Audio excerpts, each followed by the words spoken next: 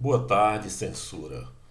Tem havido uma celeuma muito grande por conta dessa série da Netflix recente, Cleópatra, né?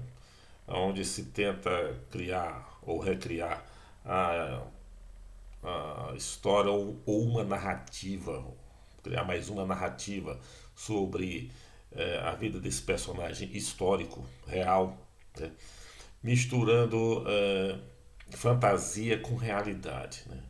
A princípio eu pensei que a celeuma toda fosse provocada pelo fato de a atriz do seriado aí fosse uma mulher negra, no caso dela ser uma mulher negra. Né?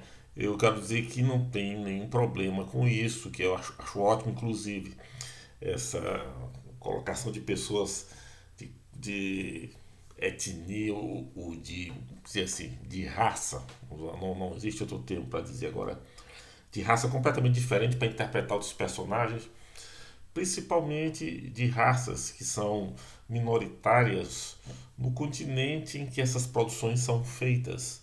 Para que, acho que isso é um convite para que pessoas dessas etnias minoritárias, por exemplo, negros na Europa, brancos na África, orientais, asiáticos, na América do Norte, ou aqui na América do Sul, né, façam personagens no cinema, na televisão, nesses seriados, enfim, façam personagens da cultura local, da história local, fazer com que esses povos que vieram de fora recentemente estão se entrosando num, numa determinada cultura, que eles possam assim interagir mais intensamente com o espírito da cultura, representando em obras de arte, representando em obras de entretenimento elementos históricos, personagens da cultura que as recebeu, né, que recebeu essas minorias. Então eu não vejo nada demais, por exemplo, de um Winston Churchill negro, um Winston Churchill asiático, um barco viking cheio de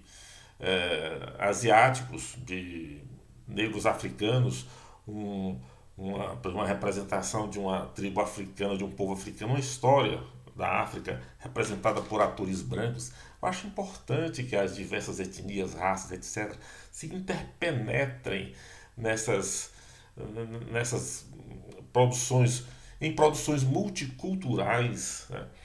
De sorte que a gente possa ter cada vez mais assimilado pelas pessoas essa tendência a uma cultura universal, a uma cultura humana, aonde nada é exclusivamente de alguém. Você não pode usar porque é da minha cultura, você não pode isso porque apropriação cultural, todas essas coisas que na verdade são para mim são formas de racismo ocultas ou dificultam, ou que pelo menos dificultam a integração das raças, a uma maior compreensão e diálogo entre as raças. Por exemplo, eu achei ótimo o personagem vivido num seriado, acho que da Netflix também, é Troia, a queda de uma cidade, onde o herói, o Aquiles, que é o protótipo do herói ou do personagem assim central do romance, da literatura ocidental, achei ótimo que fosse representado principalmente por um ator negro, um rapaz negro que se saiu muito bem, por sinal, ficou uma boa representação. Eu vi recentemente num outro seriado, acho, de uma história, de reprodução de uma história do Dickens, é, um, uma senhora da classe de alta classe na Inglaterra, representada por uma atriz negra. Interessante isso, ótimo. Eu espero que haja mais. Então, eu acho que quanto mais essas integrações é, forem feitas, quanto mais nos países brancos esse povo negro, esse povo asiático for chamado para representar os personagens dessa cultura e vice-versa também, quanto mais isso acontecer, melhor será para o diálogo entre as raças e as nações.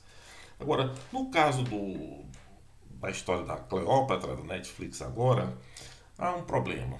Há um sério problema. Porque a história não pretende ser uma representação fantasiosa da vida da Cleópatra, assim como foi, por exemplo, a Cleópatra da Elizabeth Taylor, uns anos atrás, naquele filme grandioso, muito enfadonho, por sinal. Infelizmente não foi essa a proposta da série. A série quis ser uma espécie de eu não sei como não ser duro. Eu acho que foi uma espécie de jogada doutrinária. Foi uma forma de doutrinação. Ela se propôs a reformar a história. Começa com na abertura logo na abertura da série, uma senhora negra, uma vovó, muito de aspecto muito muito familiar, assim, muito assim, uma coisa assim que te provoca carinho, né? Uma senhora, uma mama africana, seja uma senhora negra, provavelmente americana, que é apresentada como especialista em ciência, em história clássica, né? E ela contando a história dela quando era criança, chegou em casa e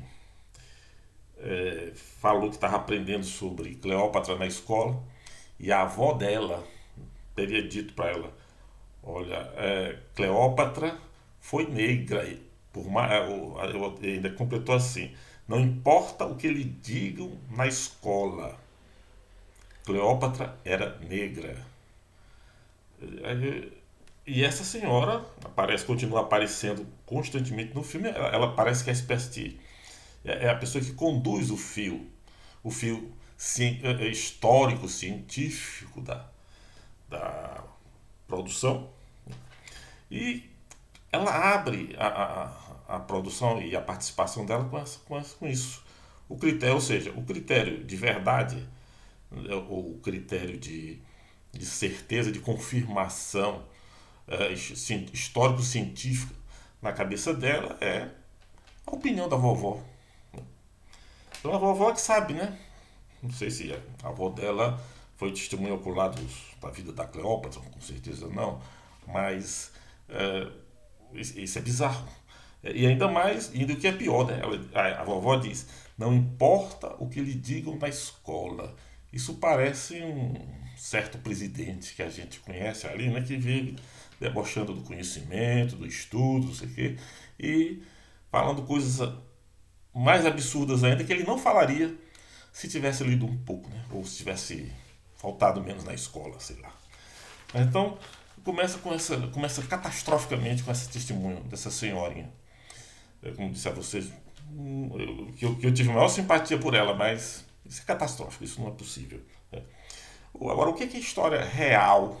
Uma história não, não fabricada nessas produções que inclusive acrescenta ao longo da história o testemunho de vários pesquisadores, alguns até com muito renome. Eu não sei se eles acompanharam toda a criação daquilo ali, ou se aquela ânsia de fazer uma história politicamente correta, destacando aquele personagem da forma como destacou. O série se propõe muito a ser uma afirmação do poder da mulher, que a gente sabe que existe, que já existia naquela época, mas que com certeza era bem mais sutil do que aparece no filme. Senão a história seria outra. Mas muito bem. E a situação do Egito, né, na questão da raça, da cor da pele do egípcio? Bom, o Egito é preciso entender que é uma civilização muito antiga, né? E durou milênios. E durante esses milênios muita coisa aconteceu, muita coisa mudou, inclusive na cor da pele dos egípcios. De que cor eram os egípcios é difícil dizer, porque, como eu disse, é uma civilização que, embora aparentemente isolada, recebia muitas influências de outras culturas e outras civilizações ao redor, umas mais negras, outras mais brancas. Nos desenhos que aparecem nas pirâmides e monumentos, desenhos e pinturas, né?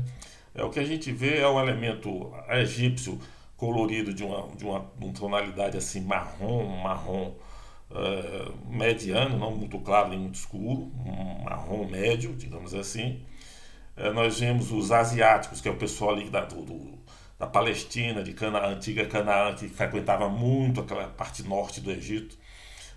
iam lá comprar mantimentos, fazer trocas e tudo mais, principalmente nas situações de calamidade climática, coisa assim. Havia também os líbios, que também atacavam muito o norte do Egito, frequentavam muito o norte do Egito por questão de comércio e também por operações militares, etc. Então, os líbios também eram apresentados como pessoas brancas, assim como os palestinos, né? O pessoal de Canaã. Agora, havia também os núbios, que ficavam na parte sul do Egito, lá no Alto Egito, nas fronteiras do Alto Egito, na direção do Sudão, que eram negros e eram apresentados bem escuros nas telas dos antigos egípcios, nas pinturas egípcias. Então, o que que se constatou até agora, por conta das pinturas, por conta dos testemunhos históricos, por conta de investigação genética feita em alguns poucos esqueletos encontrados da população média, não tanto dos faraós, mas principalmente da população. Não há muito o que dizer, não há muito dado seguro, mas tem-se mais ou menos por certo que havia uma gradação de cores. Da seguinte maneira, o sul do Egito, mais em contato com a Núbia, com as populações ali da África subsaariana, era mais negra, era mais escura. A população tendia a ser mais escura e tinha mais contatos culturais e costumes e coisas assim, mais ligados aos negros da África subsaariana, as populações negras da África subsaariana. No meio do Egito havia uma população meio que misturada de elementos africanos e elementos mediterrâneos, brancos mediterrâneos ali. Tinha uma população, assim, uma população mais misturada, seriam os pardos, o pessoal mais pardo, assim. E no norte do Egito haveria então a influência de populações mais brancas em função do contato com povos mediterrâneos, principalmente os gregos ali, e, como já falei, o pessoal da Palestina aqui ao redor. Aqui do lado direito do mapa, né? Quando a gente... direito do mapa que é o lado leste, que vindo do leste. Bom, então, aí vem a questão. E Cleópatra? Olha, Cleópatra era de ascendência macedônia. Ou você me prova, nos prova, digo você que diverge da minha opinião. Ou você, cidadão, prova, e esse pessoal do cinema também, né? Ou esse pessoal prova que na Macedônia haviam negros, africanos morando na Macedônia e controlando o Estado macedônio, ou nós temos que admitir que a probabilidade de Cleópatra e sua família ser branca é gigantesca, porque Cleópatra fazia parte da última dinastia que governou o Egito. Essa dinastia é chamada de Ptolemaica, ou Ptolomaica. Ptolomaica. Então, que vem do general Ptolomeu, que era um dos generais de Alexandre, que depois que Alexandre o Grande morreu, ele ficou responsável por gerenciar ou administrar o Egito. Houve uma disputa entre eles e esse general abocanhou o Egito e lá formou uma dinastia que governou mais de 200 anos o Egito. E os Ptolomeus, eles continuaram usando os costumes egípcios, tentaram adaptar aos costumes egípcios, de tal sorte que entre eles o casamento entre membros da mesma família. Então a possibilidade de haver uma elite negra na Macedônia, essa elite dominando lá o Egito, porque não é só Cleópatra que é negra no filme, aquela preta tipo africana, mas toda a corte egípcia é preta. Isso não bate com nada que se tenha de representação desse. Inclusive alguns penteados que eles fizeram, porque o penteado comum no Egito é geralmente aquela trança, é aquele cabelo ondulado caindo, e elas fizeram lá uns penteados armados, assim, umas coisas que não aparecem de forma nenhuma nos desenhos egípcios, mostrando que há uma diferença que se deve considerar. Eu digo mais uma vez, olha, se isso fosse se a proposta fosse uma fantasia, vamos ver como seria o Egito antigo, governado pelos negros e tudo mais, tudo bem, pode tranquilo. Afora, é claro, eu acho que o encadeamento da história, o diálogo muito pobre, uma história retilínea, assim, toda linear. Eu não gostei mesmo. Mas tudo bem, dentro da arte é uma fantasia. Vamos ver como seria o Egito governado se a população do Egito fosse toda negra, se a elite egípcia fosse negra, africana, como se diz no Brasil, retinto, né? tudo bem, mas esse filme pretende fazer história, se apresenta como história, mostra, à medida que a história vai transcorrendo, aparece o testemunho de historiadores, de arqueólogos, gente, gente que quer dar um peso de autoridade àquela história que se nós olharmos pelo que nós temos agora, não tem pé nem cabeça, porque tem uma coisa, a parte norte do Egito, que era onde ficava a capital do Egito, era Alexandria. Alexandria foi fundada por Alexandre, ali na região do Delta. A região do Delta sempre foi uma região mais europeizada, sempre foi uma região mais, pelo que nós temos de dados dos egípcios, mais esbranquiçada, porque eram asiáticos e europeus ali comerciantes é, é, é, interferindo ali, montando colônias lá, interferindo, se misturando com a população. Então, a possibilidade de uma corte negra, tipo retinto, preto retinto, em Alexandria, que é 1%, talvez menos que 1%. Então, apresentar isso como se fosse um dado histórico, pretender fazer isso, isso não é história, isso é falsificação da história.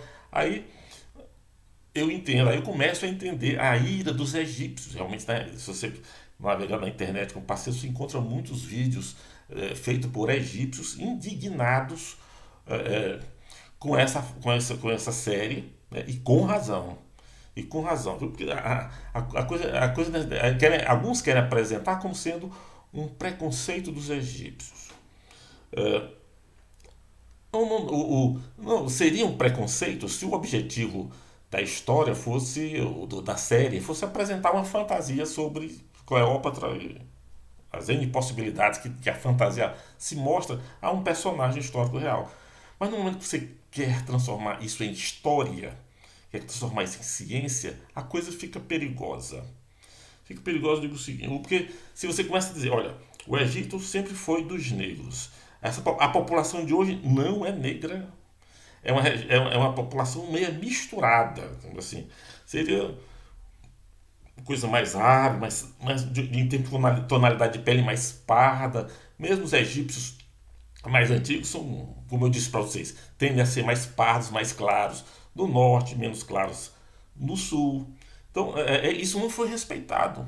Isso não foi respeitado. Então, o que está acontecendo para esses egípcios é que eles estão começando a perceber que essa série pretende torná-los estrangeiros dentro de seu próprio país.